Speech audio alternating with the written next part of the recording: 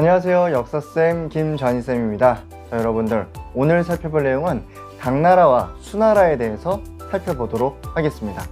자, 위진남북조 시대 엄청나게 혼란스러운 상황이었잖아요. 그랬을 때 이러한 혼란스러운 상황을 누가 정리를 하느냐? 누가? 바로 이제 북주에서 온 북주 출신이었던 문제가 이제 통일을 하게 됩니다. 이 문제 같은 경우는 수나라를 창건하게 되는데요. 엄청나게 중국사에서 큰 영향력을 미쳐요. 특히 이 수나라 같은 경우는 연도는 굉장히 짧은데 중국 역사의 그러한 질서를 만드는 아주 엄청난 역할을 했기 때문에 중요하게 다뤄집니다. 그 업적들을 한번 살펴보도록 할게요. 자, 문제입니다. 문제가 많죠? 그래서 시험을 보는 과거제. 죄송합니다. 그랬을 때 과거제를 실시를 했어. 그 전까지는 관리를 뽑을 때 어떠한 방식을 썼었죠? 그치. 한나라 같은 경우는 향거리 선제, 그리고 위진남북조 시대 같은 경우는 고풍 중정제 이렇게 썼잖아. 기억하셔야 돼. 그랬을 때 과거제를 썼다는 거야. 과거제는 뭐야? 일정한 신분이 되면은 테스트를 봐가지고 관직이 오른다라는 거지. 자, 이 과거제가 중요한 이유는 뭐냐면은 그전이랑은 비교할 수 없을 정도로 능력 중시였다는 거야. 뭔가 막 향거리 선제 같은 경우는 지방 유지 정도 돼야 좀 이제 올라갈 수 있겠고, 고품 중정제 같은 경우도 그 중정관을 어느 정도 이제 설득시키려는 재력이 필요하단 말이야. 근데 이제는 뭐야? 내가 글을 잘 써. 그러면은 그냥 시험 테스트 하는 거지. 물론 공부를 할 수 있는 계층이 또 따로 있긴 하지만, 그래도 어쨌든 규칙적으로는 시험을 준비만 한다고 하면은 관직에 오를 수 있는 아주 공평한 사회로 나아가는 과정을 겪게 됩니다. 이게 과거제의 중요한 점이에요. 그전과는 비교할 수 없는 능력 중심이었다. 자, 그 다음은 균전제라는 건데요. 균전제는 위진남북조 시대에서 우리 부귀 때에도 봤었잖아. 균등하게 땅을 고르게 나눠준다라는 거잖아. 그것을 다시 이제 시행을 했다라는 거예요. 흐지부지 뭐 이렇게 되는데 다시 시행됐다. 그리고 조용조 제도가 이제 나오게 돼요. 자, 조용조 제도, 부병제 같은 경우는 이후에 당나라라든가, 또 당나라는 다른 동아시아의 많은 국가들에게 영향을 주게 되거든요. 그래서 우리나라나 나중에 베트남이나 일본이나 다 이러한 시스템을 따르게 됩니다. 그래서 수나라가 중요하다고 하는 거예요. 자, 균전제, 요걸 기반으로 이제 세금을 매긴단 말이야. 땅을 갖고 있잖아, 개별적으로. 그랬을 때 조용조에서 조세, 용역할 때 그 노역, 일하는 거, 용, 조, 특산물, 요렇게 세 가지를 걷게 된다는 거죠. 자, 그리고요, 균전제에 따라서 땅을 받은 사람들 같은 경우는 징집을 당하게 돼요. 국가로부터. 왜? 군대 나라를 지켜야 되는 거야. 그러다 보니까 균전제를 기반으로 세금 제도라든가 군사 제도가 정비가 되게 됩니다. 아주 문제가 많지만, 아니에요, 문제 많이 없어요. 문제 같은 경우는 아주 이 과거제, 균전제, 조용조, 부병제 시험에서도 자주 나오지만 실제로 이제 우리의 역사에서 봤을 때 엄청난 영향을 끼쳤던 황제다. 이렇게 기억을 하시면 되겠습니다. 자, 그러다가 이제 아들에게 이제 왕을 넘겨주게 되는데, 양제, 약간 좀 미쳤어요. 무슨 말이냐면은 되게 이제 문제가 검소한 황제였거든요. 제가 수업 시간에도 얘기를 했겠지만 이제 양말을 기워 신는다든지 아니면은 이제 관리들이 이제 부정부패를 못 저지르게 굉장히 많이 노력을 한단 말이야. 막 함정 수사도 하고 막 그래. 무서운 사람이었단 말이야. 그런데 양제를 봤을 때 얘가 이제 양견이가 이제 황제를 해도 되나 고민을 한단 말이에요. 그런데 양제가 굉장히 검소한 척해. 아버지 앞에서 굉장히 샤바샤바 잘합니다. 그래서 어떻게? 문제가 문제 없어, 양제 너가 황제해 하게 해요. 근데 알고 보니까 얘가 완전 연기를 잘한 거지. 연극 배우였던 거지. 그래서 이제 죽자마자 이제 좀 그렇습니다. 막 아버지의 첩을 막 어떻게 하려고 하고 막 그래요. 계족보가 따로 없죠. 그러면서 굉장히 이제 엄청나게 사치와 향락을 일삼으면서 또 외부적으로 어떠한 고구려 침공을 하잖아요. 사실 이제 돌궐족이라든가 그 외 이제 대외적인 정책을 펼치는 과정에서 고구려가 말을 안 들어. 그러다 보니까 고구려한테 좀 뽐때를 보여줘야겠다 하면서 어떻게 침략을 한단 말이야. 근데 몇 차 침략이야.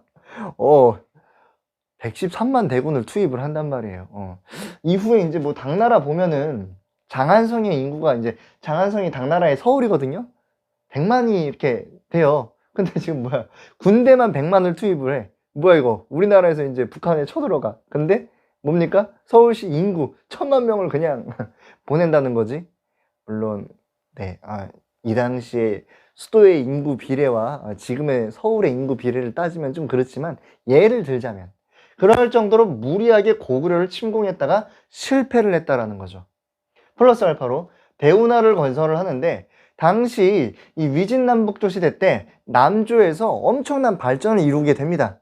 이 수양제 같은 경우는 북쪽 지방은 이미 발전을 했어. 그러다 보니까 남쪽에 있는 이 생산물들을 북쪽으로 옮기고 싶은 거야. 플러스 고구려 침공에 전진 기지를 만들고 싶었던 거지. 그러면서 어떻게 해요? 남쪽에서 북쪽을 잇는 대운하를 건설하게 됩니다. 수백만 명이 동원이 돼요. 근데 어떻게 고구려 침공에다가 대운하 건설에다가 나라가 남아나겠니? 절대 안 남아나겠죠. 그러면서 어떻게 되는 거예요? 수나라 같은 경우는 건국된 지 얼마 안 돼서 멸망을 하게 됩니다. 각지에서 반란이 일어나는데 거의 막 200곳이 반란이 일어나요. 전국적으로 200곳이. 우리나라도 시만 합치면은 200개가 되나요? 모든 지역에서 반란이 일어난 거지. 그랬을 때 또 재밌는 게 반란을 일으킨 주도 세력들이 수나라 관리들이 많아요. 그러니까 우리나라로 따지면 이제 대한민국이 있는데 막 물러가라 이러면서 반란을 일으켰는데 일반 국민들이 아니라 막 공무원들이 반란을 일으킨 거야. 막 어디 소방서, 어디 경찰서, 어디 뭐 동사무소 이런 데서.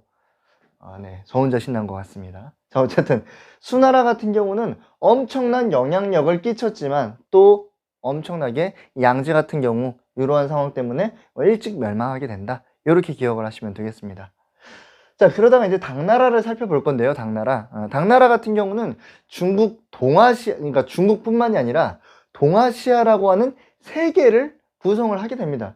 이 동아시아 안에는 중국뿐만이 아니라 한국, 일본, 베트남, 동남아시아 요 문화권대가 섞여 들어가기 때문에 굉장히 중요해요. 지금 이렇게 이 동아시아 세 개가 만들어지는 그 어떻게 보면은 시발점? 물론 뭐 한나라 때도 뭐 이렇게 있긴 했지만 어떻게 보면 구축화시킨 그런 엄청난 역할을 합니다. 당나라가. 그래서 중요해요. 자, 우선 첫 번째로 이제 황제를 보면 태종을 살펴볼 수가 있는데 태종은 이 첫 번째 황제였던 고조의 둘째 아들이에요. 근데 우리나라의 이 태종 이방원이랑 되게 비슷해. 자기 형제를 죽입니다. 그리고 이제 당나라를 세울 때 어떻게 보면 이 마스터 플랜을 다 짜놓는단 말이야. 네. 자, 그랬을 때 굉장히 격렬한 황제였지만 중국 사람들 입장에서는 또 엄청나게 나라를 잘 다스렸기 때문에 정관의 치라고 하는 또 칭호를 얻게 돼요. 무슨 말이냐면은 정관이라는 건 이제 호야, 연우야. 그러면은 쌤은 예를 들어서 뭐 트와이스를 좋아해. 그러면은 우리 반에서 나의 1년은 뭐라고 하느냐, 트와이스 1년. 내년에는 또 같은 담임이 됐어. 트와이스 2년. 이런 느낌이야. 너무 비유가 후졌나요? 어쨌든 그랬을 때 트와이스가 다스리는 해, 뭐 이렇게 보시면 되겠습니다. 자, 그랬을 때 태종 같은 경우는 일단은 대외적으로 엄청나게 확장을 해요. 그러면서 당시 중국 북쪽에 있었던 엄청나게 큰 제국 정도의 동돌궐을 이제 제압을 해버려요. 그리고 그 아들 고조 같은 경우는 서돌궐, 당나라가 엄청나게 확장을 한다는 거지. 자, 그리고요, 수나라 때의 율령을 완비를 한다. 무슨 말이에요? 이러한 내용들, 이러한 시스템들을 버려? 아니, 너무 좋아. 어떻게? 완성시킨다라는 거지. 이게 뭐예요? 태종의 업적이라는 거야. 그 중에서도 이 수율령의 완비 중에서도 여기 나오는 이 삼성 육부제 같은 경우는 이후 발해라든가 고려라든가 또 조선에서도 아주 미비하게 영향을 끼치는 아주 큰 중앙정치 기구 조직이었다라는 거. 이게 언제 나오는 거야? 바로 당나라 때 나오는 거야. 알겠죠? 자, 요렇게 이제 당태종이 중요한 내용이라는 겁니다. 자, 그리고요, 그 아들 고종 같은 경우는 고구려를 정복을 합니다. 그리고 아까 말씀드렸던 서돌고를 정복을 해버려요. 그럼 뭐 엄청난 영토가 넓어졌단 말이야. 그랬을 때 이 영토를 관리하기 위해서 뭘 설치를 했냐? 도호부를 설치합니다. 도호부. 도읍부를 설치를 하고 거기를 직접적으로 다스리는 게 아니라 그 지역의 유력자들을 파견을 해요. 그래서 이 정책을 뭐라고 하느냐? 기미 정책이라고 얘기합니다. 기미가 뭐냐면은 소라든가 말을 끌 때 이렇게 달고 다니는 걸 기미라고 얘기를 하거든요. 내가 직접적으로 하는 게 아니라 오케이 이렇게 해서 니네가 알아서 해. 우리는 황제 국가니까 너희도 그냥 이렇게 하면 돼. 그래서 도부 그리고 기미 정책 같이 기억을 하셔라. 태종, 고종 이렇게 살펴봤습니다. 태종 같은 경우는 특히 이 내용이 중요하겠고요. 시험에서는 어쨌든 태종이 어떻게 더 중요해요. 그래서 이렇게 시험에 이제 나오지. 예를 들어서 이제 정관 몇 년 황제께서 어쩌고 저쩌고 이렇게 얘기를 해. 그런 다음에 문제 지문은 문제에서 이제 발문은 이렇게 나오겠지. 다음 황제가 뭐 의미하는 국가, 당나라가 되겠죠. 당나라의 특징을 고르시오. 이 내용이 되겠지. 자, 태종 중요합니다. 자, 그 다음에 시간이 흐르면서 어느 황제가 나타나게 되느냐? 바로 현종이 나타나게 돼요. 현종. 현종 같은 경우는 두 번째로 이제 누구누구의 치 이런 내용이 나오는데 개원의 치라고 얘기를 합니다. 그랬을 때 당시 인구라든가 문화가 엄청나게 전성기를 이룩하게 돼요. 이때 시스템을 갖춰놨고 영토도 주변 국가들도 시스템을 잡아놨다 보니까 어떻게 되는 거예요? 전성기가 온다라는 거지. 그런데 우리 현종 얘기하면은 양귀비를 또 빼놓을 수가 없어요. 양귀비. 양귀비는 사실 현종의 아들의 와이프가 되는 거죠. 자, 그랬을 때 이제 누구니 이제 폐하의 아들의 데려와. 자, 그런데 그러한 과정에서 이제 양귀비가 있겠고요. 또 당시에 어떤 친구들이 나오게 되느냐? 절도사라는 친구들이 나오게 됩니다. 지방에서 이 혼란스럽다 보니까 강력한 친구들을 만들어 놓는 거야. 얘네가 지방의 행정이라든가 군사권을 담당하게 됩니다. 시간이 지나면서. 자, 근데 그 과정에서 양귀비가 있었고요. 그리고 이제 당시에 알록산이라고 하는 친구가 있었어. 알록산이라는 친구랑 양귀비랑 약간 좀 그런 관계였나 봐. 그래서 사실은 뭐 이런 얘기도 있어요. 막 양귀비가 이제 현종의 와이프잖아. 근데 이제 알록산이 약간 이제 알랑방구를 끼기 위해서 뭐 양귀비보다 한 10살인가요? 20살인가 이렇게 나이가 더 많거든. 근데 양귀비한테 막 어머니 막 이러고 막 그런단 말이야. 권력이란 게 뭔지. 자, 그랬을 때 양귀비가 어쨌든 알록산이랑 이러한 관계에서 알록산이 빡쳤어. 그러면서 쳐들어오게 됩니다. 근데 당시 알록산 같은 경우는 중국 당나라에서 병마권을 쥐고 있었단 말이야. 엄청난 권력을 갖고 있었어요. 군사권을. 그러다 보니까 또 알록산이랑 그의 부하였던 사사명이 있었거든. 그래서 이걸 붙여서 안사의 난이라고 얘기를 합니다. 그래서 이 반란 때문에 당나라가 휘청휘청하게 돼요. 그러면서 시스템이 많이 바뀌게 됩니다. 무슨 말이에요? 이때까진 당나라가 이렇게 올라가고 있었어. 근데 어떻게? 안사의 난을 기반으로 하여서 쭉 떨어지고 있었다고. 물론 안사의 난 때문에 떨어지는 것도 맞는데 그 과정에서 사실은 당나라가 좀 위태위태한 게 있었다라는 거죠. 그 내용들이 뭔지를 한번 살펴보도록 할게요. 자, 그 전에 이제 시스템의 변화를 좀 구분을 한번 쌤이 해봤습니다. 자, 그 전에 이제 외부 지역 같은 경우는 도읍부를 설치를 했었단 말이야. 그래서 이제 뭐 안동도읍부, 안북도읍부, 안남도읍부 이제 뭐 이렇게 만들어 놨었는데 거기를 누가 컨트롤하는 거야? 절도사가. 절도사는 왜 지금 계속 말씀을 드리냐면은 이후에 당나라가 멸망을 하는데 또 송나라가 문치주의를 실시하는데 굉장히 큰 역할을 하게 됩니다. 그래서 절도사라는 단어는 여러분들이 기억을 하셔야 돼. 자, 균전제. 그 전에 균전제 시스템이었잖아. 띠용, 띠용, 띠용. 이렇게. 근데 이 균전제가 뭘로 바뀌게 되느냐? 장원제가 됩니다. 두 가지 이유가 있었는데요. 그냥 들으세요. 땅을 이렇게 균등하게 나눠주잖아. 근데 결국에 땅은 한정돼 있단 말이야. 사람은 계속 태어나. 그러다 보니까 땅이 부족해져요. 이런 상황 플러스 이 안사의 난 때 이 반란 과정에서 문신들이 엄청나게 죽어버려요. 그러다 보니까 이 땅들이 남게 되는데 이걸 균등하게 나눠주는 게 아니라 일부 사람들이 독점을 해버리게 됩니다. 국가가 혼란스러운 상황 속에서. 그러면서 어떻게 되는 거예요? 일부 누구는 엄청 많이 갖고 누구는 적게 갖고 이러한 빈익빈 부익부가 강해지게 되는 거지. 그러면서 어떻게 되는 거예요? 장원제라고 말씀을 드렸지만 이제 실제로는 대농장이 만들어지게 되고 땅을 못 갖는 사람들이 많아지게 됩니다. 자, 균전제를 기반으로 해서 당나라 같은 경우는 조용조 시스템이라든가 부병제가 운영이 됐어. 근데 지금 기반이 되었던 균전제가 무너지고 있습니다. 그러다 보니까 장원제로 진행을 하다 보니까 균등하게 세금을 거둘 수가 있겠어요? 안 되겠지. 그러니까 뭐야? 장원제 시스템 내에서 세금 걷는 방법을 바꾸게 돼요. 이게 뭐예요? 양세법이라는 거야. 양세법은 뭐냐면요. 봄이 아니야. 정신 차려. 여름, 가을 두 번 세금을 걷는 거예요. 춘세, 이제 추세 이렇게 얘기를 하는데 중요한 건 뭐냐? 균전제는 균등하게 세금을 걷어들입니다. 시스템이 균등하니까. 근데 뭐예요? 장원제 기반의 양세법 같은 경우는 차등 과세란 말이야. 차등 과세. 그러니까 균전제 이전은 균등 과세, 요 이후에는 차등 과세. 요렇게 기억을 하시면 되겠습니다. 땅을 균등하게 배부를 했으니까 균등 과세. 땅이 균등하지 않으니까 더 많이 가진 사람들은 더 많이 세금을 거두어 드리고 아닌 사람은 더 적게 차등 과세. 요렇게 나름대로 합리적이죠. 자, 그리고 이제 군대를 살펴보면은 땅을 균등하게 배부해서 거기서 징집을 하는 거는 가능해. 근데 땅을 균등하게 배부 안 했는데 일부 이제 막 도망 다니는 농민들이 있어. 얘네 군대로 징집할 수 있어? 너 같으면 가겠니? 지금은 밥 먹여주고 뭐 용돈도 주고 하는데 이 당시엔 힘들단 말이야. 내가 왜 군대 가야 되는데요? 이렇게 되는 거야. 그러니까 어떻게 되는 거야? 모병제 실시합니다. 안 되겠다. 돈을 줄 테니까 군대 올 사람은 군대 와라. 요렇게. 요렇게 이제 교과서에 있는 내용을 간단하게 정리를 한번 해봤습니다.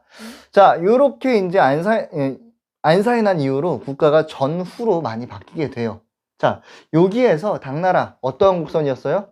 아래로 떨어지는 하향 국선이었단 말이야. 그러면서 안사에 난 이후에 황소라고 하는 사람이 있습니다. 소금장수였나요? 황소가 9세기 중반에 또 반란을 일으켜요. 여기서 당나라는 괴멸적인 타격을 입어.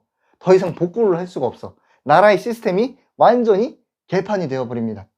그러면서 또 황관들이 이 중앙에서 이제 이 황제가 자기 마음대로 이렇게 잘 못해 권력을 내부적으로 싸움에서 막 지게 되면서 그러면서 결국에는 나중에 10세기 초에 주전충이라고 하는 절도사가 또 난을 일으켜요.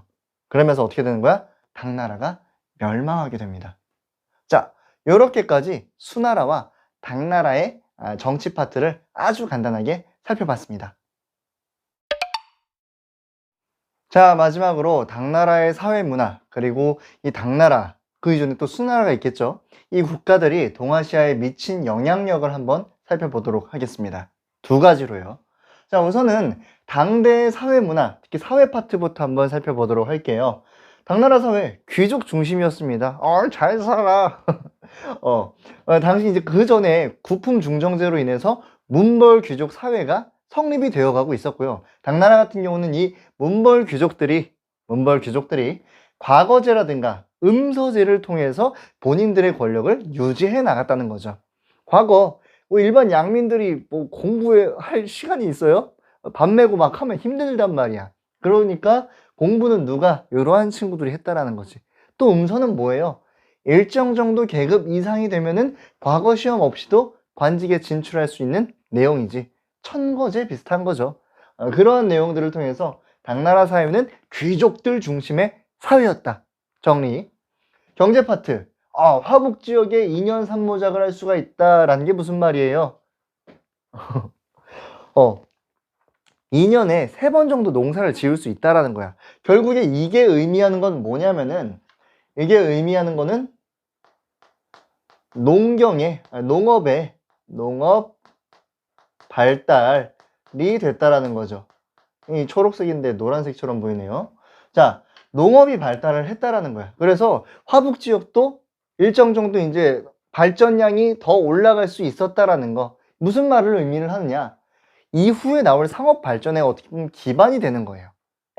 무슨 말이야? 야, 상업을 발전시키려면 우선적으로 그 전에 무언가가 더 발전을 해야 돼. 상공업을 하려면, 그러니까 막 물건을 팔려고 하면은 뭐 농산물이라든가 수공업품들이 있어야 될 거 아니야. 그러려면은 상업 발달 전에 수공업이라든가 혹은 더 그 전에 농업이 발달을 해야겠지. 그러니까 결국에 제가 말씀드리고 싶은 거는 당나라 때는 이 상업이 엄청나게 발전을 하거든요. 근데 그러기 위해서는 뭐야? 기존에 있었던 농업이라든가 상공업 또한 발전됐다. 다른 말로는 국가 전반적인 체제가 발전됐다라는 거야. 그 산업들이. 자, 그래서 화북 지역에 이러한 내용들이 있었다라는 거 시작이에요. 시작. 중요해. 그러니까 우리는 이게 구분하는 게 좀 중요합니다. 자, 상업 발전해요. 특히 비전이라는 게 있어. 비전, 뭐 어벤져스에서 그 비전 아니죠? 뭐야? 비전. 저에겐 비전이 있어요. 그거 아니잖아. 어음을 의미를 합니다. 어음은 뭐냐면은 실제로 내가 돈을 지급하지 않았어. 근데 우리 상호 간의 약속이야. 그래서 내가 나중에 돈 줄게. 그러니까 너 이거 물건 일단 나한테 줘. 내가 증서 쓸게. 요거거든? 근데 어음이 왜 중요할까요? 그렇지. 이게 상업이 발달을 하지 않으면은 약속이라는 개념이 생길 수가 없어. 너랑 나랑 언제 볼지 모르는데 종이 쪽가리 하나로 이러한 물물고래를 할 수가 있는가? 아니거든. 내일도 네가 이 자리에 있기 때문에 나는 이 증서를 쓸 수 있는 거야. 그렇기 때문에 그만큼 상업이 발전했다. 나름대로 그러한 시스템이 갖추어졌다라는 거지. 행, 뭐예요? 행, 상행. 상인조합입니다. 유럽의 약간 길드 같은 개념이죠. 길드. 물론 이제 길드는 또 이제 수공업 길드 뭐 이런 게 있는데 상공업 길드. 자, 그렇게 보시면 될 것 같고, 이건 국내적인 내용이에요. 국외적으로도 당나라는 국제적이고요, 귀족적이에요. 그랬을 때, 자, 서역 상인들이 들어와. 아라비아라든가 이러한 친구들이 막, 얼샤스, 알리쿰살람, 막 이러면서 온단 말이야. 어디로요? 비단길이라든가, 육지로 오는 비단길, 바다로 오는 바닷길, 이렇게 온단 말이야. 그랬을 때, 이 상공업 굉장히 커졌어. 당나라 입장에서 이거 컨트롤 해야 돼. 그래서 어떠한 기구를 만드느냐? C박사를 만듭니다. C박사. 발음을 잘 해주세요. 감시한다고 이렇게 생각하세요. 그래서 C박사, I see you. 상공업, I see you. C박사. 그래서 사회 경제 이렇게 굉장히 세계사는 정리가 중요하기 때문에 이렇게 구분을 해봤습니다.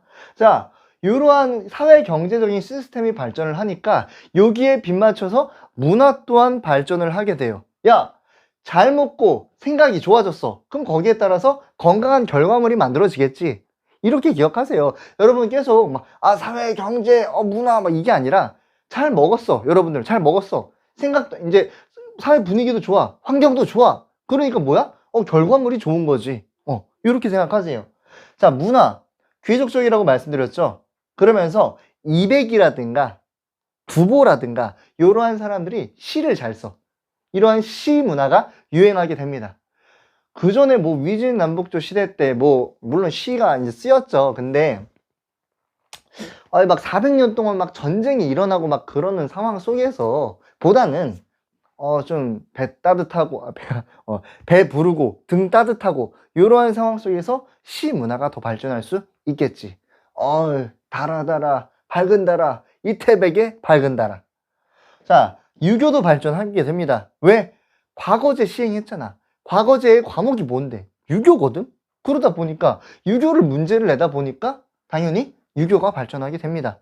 그러면서 공영달이라고 하는 사람이 오경정의 5개의 경전을 정의한 책이 있어요.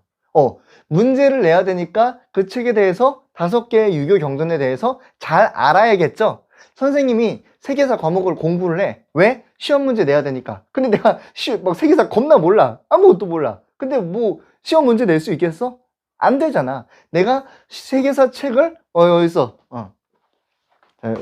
우리는 금성출판사 PPL 아닙니다. 자, 우리는 세계사 이 책을 본단 말이야. 내가 이 책을 어느 정도 이해하고 이 책에 대해서 정의할 수 있어야 내가 시험 문제를 내겠죠. 똑같은 거야. 유교를 공부를 하는데 거기에 대한 시험 과목을 누가? 공영달 선생님께서 정의를 한 거지. 시험 보기 위해서. 이렇게 기억하면 되겠습니다.